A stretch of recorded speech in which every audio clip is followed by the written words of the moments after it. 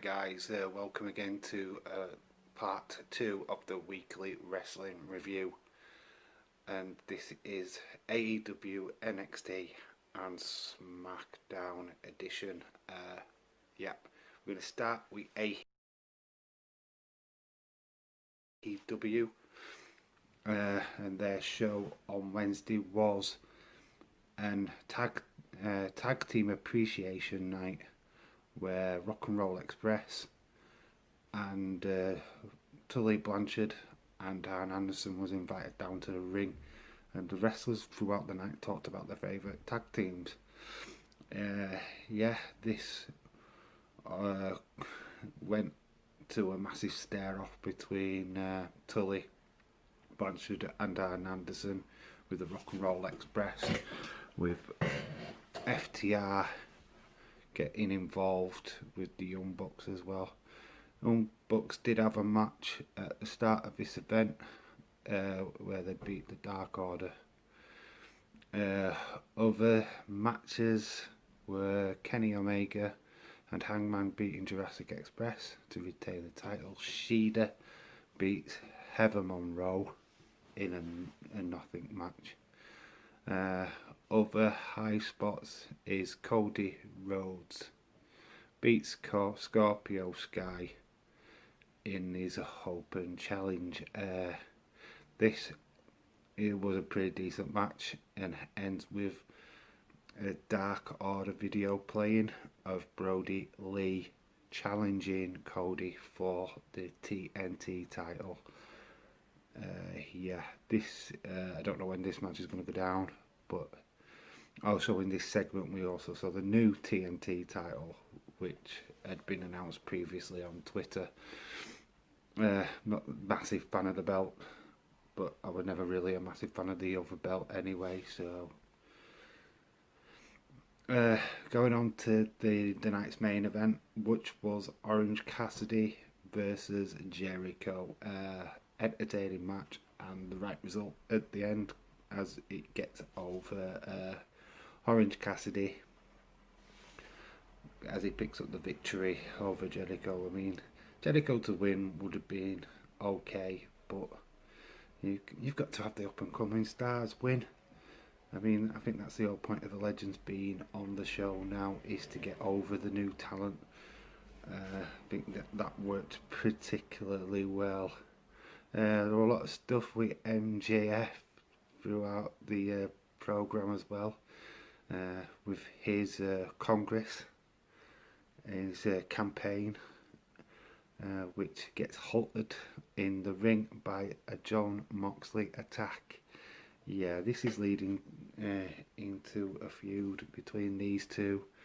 Interesting to see what happens further down the line. Not many great talking points. I do think the appreciation tag teams segment were pretty entertaining, and some really good matches as always. AEW delivers week after week and really truly deserves its ratings figures. Giving this show a 7.5. Not much else I can add. Just a really good show at the end of the day. So we're going to go on now to NXT. This was not a good show. Not greatly excited about reviewing this one. Few high moments, but very much went on. So we're going to start with the Karrion Kross Danny Burch match. Total squash, totally one-sided. Danny Burch didn't have a chance in hell, but it was the fact that Keith Lee came down to ringside, brandishing the contract, wanting Karrion Kross to sign. That is, he's accepted the challenge for Takeover 30, which the contract gets handed to Scarlett, who then in turn kisses the said contract, which has different things just happen what are weird. as the contract is handed back to Keith Lee. As Keith Lee opens the contract, what can only be described as a fireball comes out and catches Lee in his eyes. Yeah, this looked more dramatic than probably what it was. Keith Lee now looks like he's suffering from temporary blindness. WWE with the eyes again. Haven't we had enough with eye for an eye match? Now we're trying to take out Keith Lee's eyesight. Okay, whoever's writing this, maybe keep away from eyes. I don't know. But that was the opening match on NXT. It kind of went downhill from there, to be honest. We did have a Drake Maverick Killian Dane match, which were interrupted by the Undisputed Era and Adam Cole, pretty much sending a message to Pat McAfee. We'll get that name right, because in the last NXT review I called him Pat McCarthy. Yeah, it's Pat McAfee. Right, so we'll get that correct. We'll get his name right this time. Yeah, that's setting up a match for NXT 30, supposedly high profile match. So yeah, this was Undisputed Era sending a message to him. Okay. Right, and then we've got the main event there, which was Cameron Grimes beating Kushida and the returning and mystery guest, the Dream, Velveteen Dream. Yeah, this was a bit of a shocker. Wasn't expecting him to appear back on the show so soon. So he was a nice little added addition.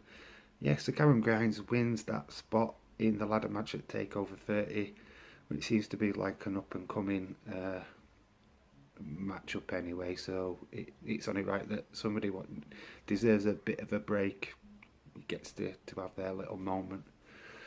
At the end of that match, Velveteen Dream was left in a ring and was met by Finn Balor. Yes, this match is going to happen next week on NXT, so, and that's for a place in that said ladder match. So yeah, Dream v Balor, get excited for that, folks, because that is going to be a really, really good match. Other matches saw Mercedes and Aliyah beat Cansaro and Carter in a tag match. Other things were Mia Yim beat Artwell. Artwell's getting a lot of TV time lately. It's the second week in a row where she's lost on the program. You've got Escobar, who won Tyler Breeze. Escobar's minions attacked Tyler Breeze, so Fandango and Swerve Scott came for the save. That's leading to a match next week as well. Bronson Reed beats Damien Priest, two finalists in that ladder match, faced off on Wednesday night, and yeah, Bronson Reed won. Not really much to write home about from NXT. I have marked it at 6.5.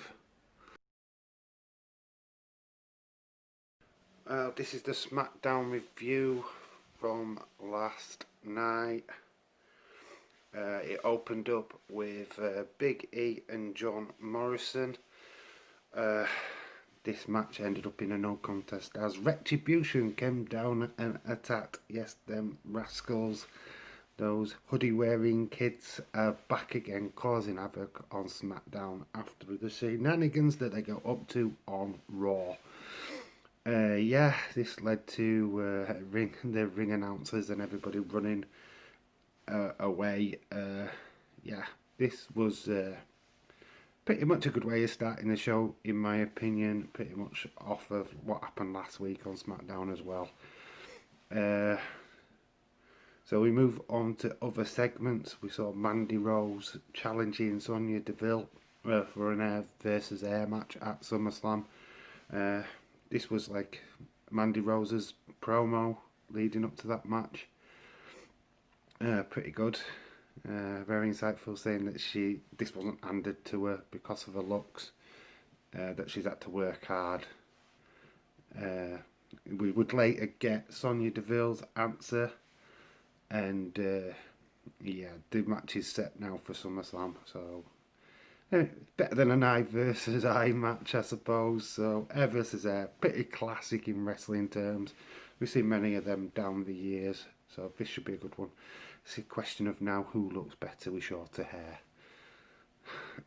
We move on to the tri-band battle royal. Yeah, to challenge Bayley at SummerSlam for the SmackDown Women's title. Yeah, interesting matchup. We saw quite a few stars from the three brands. It went down to Tegan Nox, Asuka, and Shayna. Oh, when is Shayna going to get a break in a battle royal? Yeah, yet again she gets to the final two and gets eliminated by Asuka. Same at the Rumble earlier this year where she got eliminated by Charlotte Flair. She also got eliminated in a battle royal on NXT by Shotzi Blackheart, I believe. Yeah, she's just having a terrible run of these Rumbles. When's that going to change, WWE? Are we going to get a Shayna Rumble win next year? I don't know. But yeah, she's got terrible luck in this. So Asuka wins the Battle Royal and will face Bayley. Wow, Asuka's going to have a very extremely busy night. I don't know how they're going to work this. She's facing Sasha for the Raw Women's title. Then she's facing Bayley for the SmackDown Women's title. All on the same card. She's going to walk away with at least one title, as you would have thought. I had to guess probably Bayley's, because Bayley has terrible luck against Asuka. I don't think she's ever beaten Asuka. So yeah, that's where the bookies would be. Got a feeling it might not go that way. Well, we'll talk about that more in my prediction video next week. But yeah, Asuka Bayley, SummerSlam. Right, and also we had AJ Styles with his new consultant or strategist. I don't know. Joseph Parks, anyway, makes an appearance finally on WWE TV. Anybody who knows TNA will know this guy as Abyss. Yeah, so Joseph Parks, very funny guy, very expressionate with his facial expressions. Quite funny. As obviously Abyss is his dark side. I mean, I hope Abyss does come to SmackDown, but I'm happy with Joseph Parks at the minute. So in this segment, we're talking about like achievements, or he's got this like whiteboard, and he's going to write his statistics down on this whiteboard, but gets interrupted by Jeff Hardy, which leads into an altercation. We are getting Jeff Hardy versus AJ Styles for the IC title next week on SmackDown. So that's the only reason why this happened. So we're going to move on to Retribution again. Yes, because Big E and Morrison, because we didn't get it earlier in the show, decided to put it on again. Because, yeah, this is the most important match ever in wrestling. And it needs to have another airing because it didn't get played out the first time. But this time, added to it was wrestlers at ringside. Yeah, trying to prevent the Retribution from attacking. Oh, but those crafty kids, though, they've got the braid heads sewn on, haven't they? As they went backstage and attacked the backstage staff instead, like referees, technicians and stuff like that. Even poor guy getting locked in the toilet. I mean, yes, very humorous. The usual WWE logo on the wall and like put a cross through it. Those campy kids. Yeah, those terrible little rascals. Can't wait to see who these people are when it's finally revealed. Amazingly that the match just continued after. Like as if nothing were going off at the back, and then all the stars ran to the back after the effect happened. Finish of the match had Big E beat Morrison. Sheamus came down to bro kick Big E. And then we had Bald Strowman. Yes, Bald Strowman. It's his new name. That's what I'm calling him from now on. He comes down to the ring pretty angry. He wants to face the Fiend. He wants to have a one-to-one with the Fiend. It's not what he got though. He got Alexa, who came down to the ring, and basically how can we mean nothing after a interview earlier. Yeah, so Braun ends up picking up Alexa over his head, and then he goes to throw her as the arena goes black and the Fiend appears. But as the Fiend appears, Bald Strowman disappears. Yeah. This leads to a Titatron, Braun laughing, and the Fiend starts laughing, and there's it just gets weird. Braun starts screaming, then the Fiend sticks his tongue out. I don't know. Days did it better. What's up? Yeah, so the only person that wasn't laughing in this segment was Alexa, who was being thrown by Bald Strowman. Great segment. Don't know what to make of it. I really think we're getting a Braun Strowman Fiend type character come SummerSlam. He shaved his head to wear a mask or something, so I'm backing it. I'm backing that. Okay, so that is my SmackDown review. It's a bit long-winded. Sorry about that. I'm going to give it an 8. I'm around about an 8. I think it's lesser than last week, but a good show nonetheless. Anyway, guys, that's it. I've been Dave in real life. You've been awesome. And remember to always keep it real. Until the next time. Bye for now.